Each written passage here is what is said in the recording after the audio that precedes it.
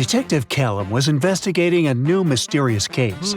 He was looking for clues in the attic of an old mansion when he suddenly heard a click. That's right, he got stuck inside. But it got worse. The room started to get filled with water. How can Detective Callum escape?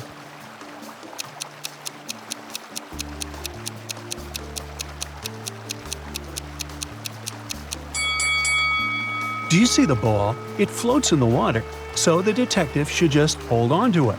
And when the water level gets high enough to reach that window in the ceiling, he'll just need to open it and escape. Now you will turn into a detective yourself. I'll show you some pictures, and you'll need to find some proof to confirm certain facts. For example, this. Haley lives in college and rents an apartment. One day, her mother comes to visit.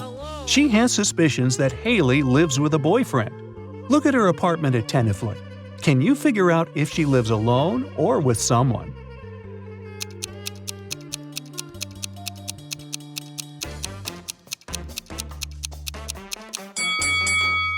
Okay, there are a few clues here. First, look at the number of shoes. Way too many for one person. And some of them are men's shoes. And then there's a calendar on the wall with stickers. Some say Haley, and others say Brian. So there's definitely a Brian in this house. Really? Mrs. Miller grounded her daughter Geneva for not doing well at school.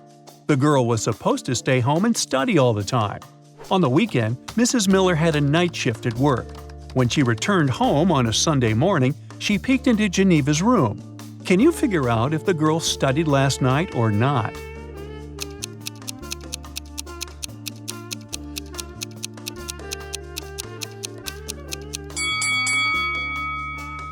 There's a bowl with popcorn leftovers on the floor and 4 glasses. She definitely had some friends over. Jennifer rented out her guest house, and she specifically mentioned that pets weren't allowed to stay there. Still, she regularly heard some barking at night and started to suspect that her tenant had gotten a dog. One day she went to check the guest house. Do you think a dog lives here?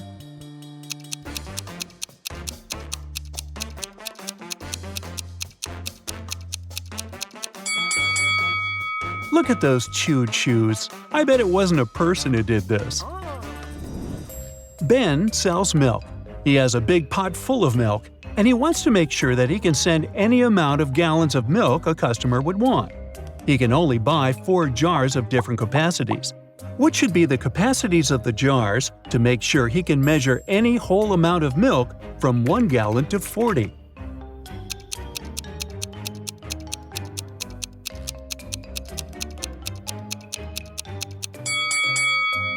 Where there should be 1 jar of 1 gallon capacity, so we get this one. Now if someone wants to get 2 gallons, we don't need to have a 2-gallon jar. We can have a 3-gallon jar, fill it in, and pour 1 gallon into a 1-gallon jar. The rest will be 2 gallons. Now the customer who wants 3 gallons is covered too. 4 gallons will easily be measured by those 2 jars.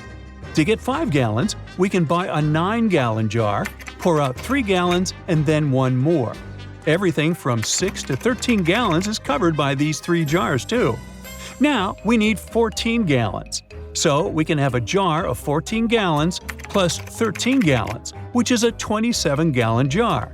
We get 14 by filling the 27-gallon jar to the brim and then filling the 9-gallon, 3-gallon, and 1-gallon jars.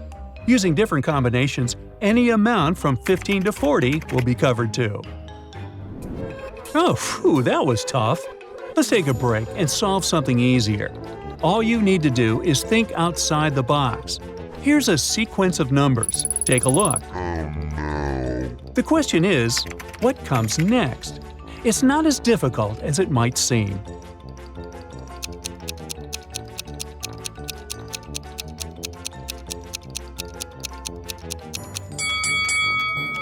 The next one up is a comma. I am found in the sea, but I perish in water. What is it?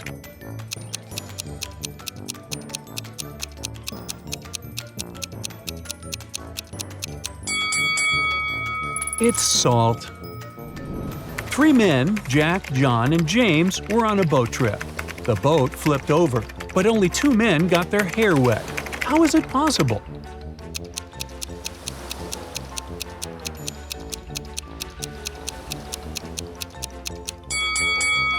Well, one of the men was bald. 7 men were standing at a bus stop, waiting for a bus. Well, that figures. They tried to fit under one umbrella, and none of them got wet. How is it possible?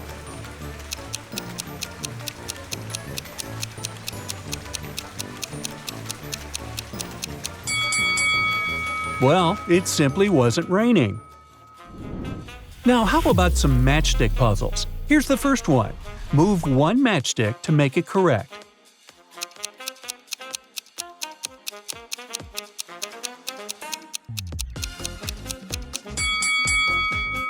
You just need to move this one and turn minus into plus, like this. Let me know if you came up with another solution. Okay, here's the next equation for you. And again, you can only move one matchstick.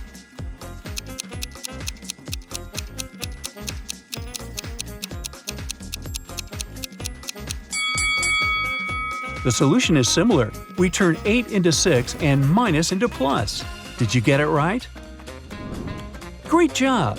And here's the next one. As always, you can only move one matchstick. What's your call?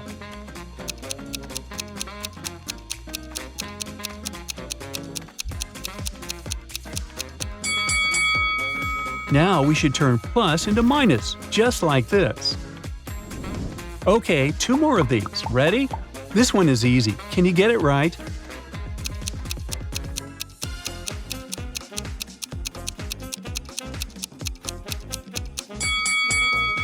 Yes, of course. Great job! And now, the last one of these puzzles for you. The numbers are bigger, the stakes are higher. Let's see if you can get it right.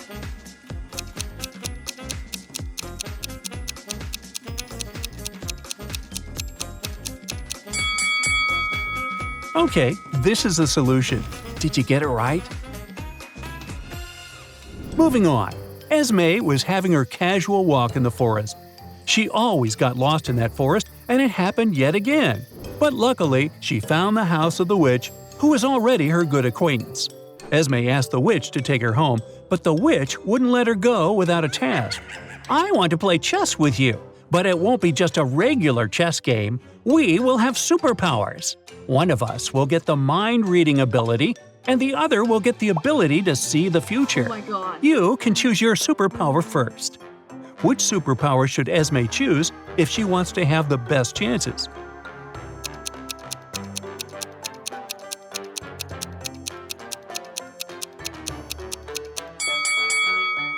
Esme should choose mind reading.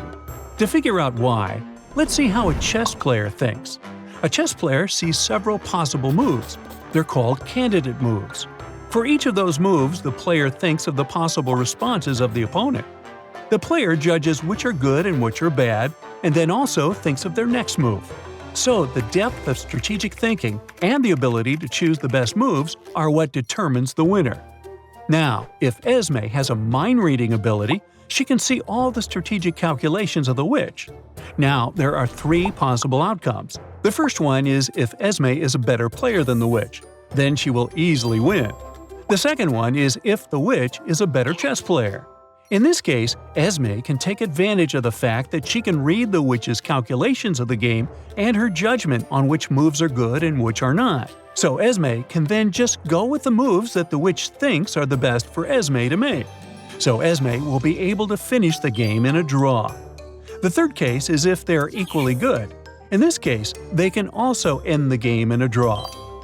In this case, Esme chooses to read the future. She will know the witch's next move, but she won't have access to the witch's reasoning and calculations.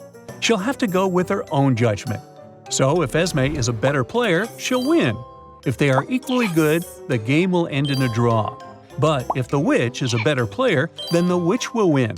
So choosing the mind-reading ability is a safer bet. Let me know if you have another solution. See you later! That's it for today. So hey, if you pacified your curiosity, then give the video a like and share it with your friends. Or if you want more, just click on these videos and stay on the bright side.